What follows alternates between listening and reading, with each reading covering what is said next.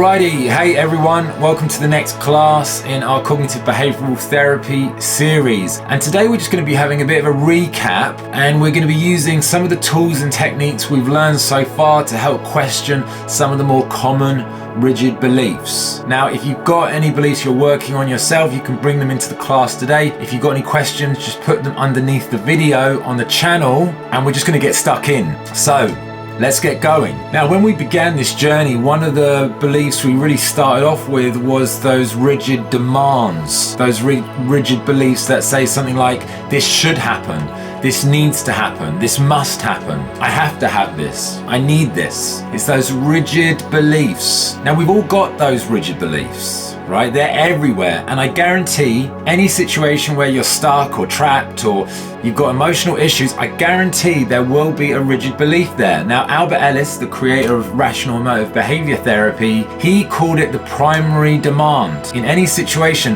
there is a primary demand that we're making, a primary rigid demand that is causing us emotional distress. And the secret to doing that is to work out what specifically is my primary demand. So remember, we've already covered the A, the situation, and we've already covered the emotion, but it's your demand, your belief that you have, that's triggering your emotion. So let's look at a few common demands. Here's a common one. My partner should listen to me. Or whatever request you have from your partner or loved one, they should listen to me. They should love me. They should be more attentive. They need to give me more attention. My partner should be different. They should behave differently. Whatever it is, whatever demand you have, just see if you're present to that. When your partner or your loved one doesn't behave how you want them to, what should they do? Now, the question we ask ourselves is, well, who said what they should and shouldn't do? Do we, do you, do I really know what they should or shouldn't do? Do we really know what's in their best interests? Do we really know what's best for them in their life? Can we know for sure? The answer is no. You might have a sense of it, you might think you know, but really you don't know. Now, I know you know what you'd like to happen or what you'd prefer to happen, but can we know for sure that's what should happen or what has to happen? There is no universal book of life that says how things should or shouldn't be. We are kind of the creators of that. We are the creators of our own rules. And it's good just to check in when we have those demands, because what happens when you want your partner to behave a particular way and they don't? And you start to get stressed, irritated, frustrated, angry. We're the ones who have to suffer. You're the one who has the belief. You're the one that has to live with that has to deal with that. So it's good just to check in, and that is a common one. We're always making demands or requests of our partners. And yes, we have what we would like to happen, what we would prefer to happen, but there isn't any reason why that needs to happen or that must happen. And you see, what we do is we take something which is kind of a preference and we turn it into a rigid demand, like it has to happen. So it's good just to catch yourself the difference between the two. And as we know, there is no real truth as to whether that belief is universally true or not. Here's a common one amongst blokes. I should always be strong. I guess in our culture, a lot of men have been told that they should be strong, that they should be this way. Maybe we've been watching it in the movies, maybe cultural stereotypes, maybe our dad brought us up that way, maybe we tried to be similar to our friends or people at school or our peer group. But is it true that men should be strong? Where does it say that? Who said that? Is that something that was like written in some universal book? No. Is that something that you can be all the time? Not really. Is it really true that men should be strong? Maybe you think it is. Maybe that's how it is for you, but can you absolutely know that's how it's true for everyone? You can't. Are there any situations where it might be helpful not to be strong? I mean, think about it. If you're always trying to be strong, then what about giving other people the space to be strong? If you're saying you should be strong, then does anyone else get the opportunity to be strong as well? You see, the truth is we don't have to be strong all the time. Men don't have to be strong, or anyone for that matter. There is no rule book that says you have to be one way or you have to be another way. There's no universal truth. And the same way, the opposite could go for women. Whatever rigid views that you might have about being a woman, for example, again, it might not be universally true. those cultural stereotypes that we have, there's no rule book. It's up to us to choose what we want and if we want it, but there's no reason why things should be a particular way or shouldn't. I should be perfect. I mean, look, we've all had that one, haven't we? I should be perfect. People must think I'm perfect. I have to get things exactly right. Things have to be exactly correct. Is that really true that you should be perfect all the time? What evidence have you got to support your claim there? Is that really true? When might you not need to be perfect? And what's the balance, being perfect or being yourself?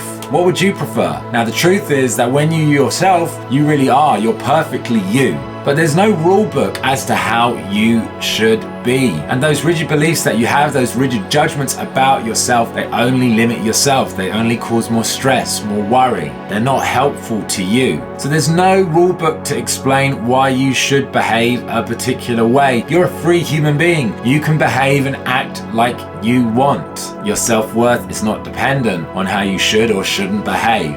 Now, maybe you heard it when you were a kid. Maybe you heard it from your parents or from school, how you should behave. Maybe you integrated that information as a way of being, but it's not true. If you look, there's no evidence. You won't find any evidence. You won't say it anywhere. It's a lie. It's a lie, and human beings, we just tell ourselves lies all the time. So you can ditch one, you can ditch that one right there. People must not think badly of me. Well, that's very common. A lot of my clients have that one. We don't like people thinking badly of us. We want people to think good things about us. Firstly, what other people think, that's their business. We can't control what other people think. We can have a say in what we think, but people are going to think badly of us anyway. That sometimes happens. It happens a lot. There's nothing we can do to stop that. Telling ourselves what people should and shouldn't be doing, or whether people should think badly or shouldn't think badly about us, that's crazy. It doesn't say that anywhere. That is fake news. It's fake news. It's not true. There's no evidence to support it.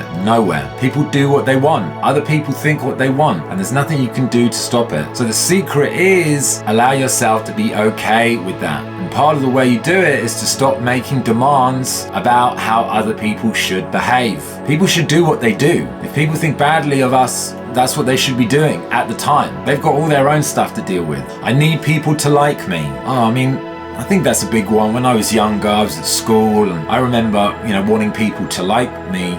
But here, what would happen if people didn't like you? You're still here, you're still breathing, you're still living, you still got your future ahead of you. You can still love, enjoy life, enjoy all the joys of life. You can still travel and experience and learn. Is it really true that you need people to like you? That's not true. But you see, what we do when we say I need people to like me is, firstly, we only focus on what we need from other people. We don't focus about all those other things. We don't think, okay, well, if they didn't like me, I still got all these great things. We ignore all that other information. We ignore the good news, and we just focus on very specific information. We cherry pick the data. Is it really true that you need people to like you? No. There's no universal truth. There's no evidence to support that. Is it helpful asking yourself or telling yourself, I need people to like me? Is that really helpful? How are you going to be feeling when you're out and about and you don't have as many friends as you want, and you say, I need people to like me? You're going to be feeling stressed. You're always going to be hoping that, seeing whether people like you, and if they don't like you, you're going to be getting triggered. It's not a helpful belief to have,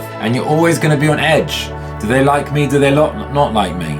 It's tiring. So is it true? Definitely not. Is it helpful? No. I must avoid looking weird. I must avoid looking strange. I must avoid doing anything out of the ordinary. I must avoid people thinking I'm unusual. That's not one all of us have, but some of us definitely have that. Is there any rule anywhere that says that's true? Why do we have that sort of cultural fear with doing something out of the ordinary, being the odd one out, being seen to be different? It's not necessarily true. What evidence do we have? None. Or it could be the other way around. I must avoid being the same as everyone else. I must avoid fitting in. People must think I'm different. Is there any evidence to support that? Is that true? Is that true why it has to happen all the time? You see, whatever rigid belief we have, whatever it is, you can see how it begins to shape our experience, shape our emotions, and shape our reality. So keep asking yourself these questions. Those rigid beliefs that you have, they're not true. They might be true some of the time. Yeah, of course we want people to like us sometimes. Of course we don't want to make any mistakes sometimes. Of course we don't want to be weird all the time. Of course we want to do well, doesn't mean we have to be perfect all the time. But you see, what we do is we take our preferences, what we'd like, what we prefer, and we turn them into universal rigid demands about life in general, about ourselves in general. And when we do that, that's what causes us to suffer. And those beliefs aren't true. They're not helpful. And as you begin looking around and about, looking at life in general, you can begin to spot them, spot the beliefs that aren't true. Now, what we're going to be doing going forward, I'm going to create a new section. I call it smashing beliefs. And that is where we're going to smash through commonly held beliefs that you guys might have. If you've got any beliefs, just send them in.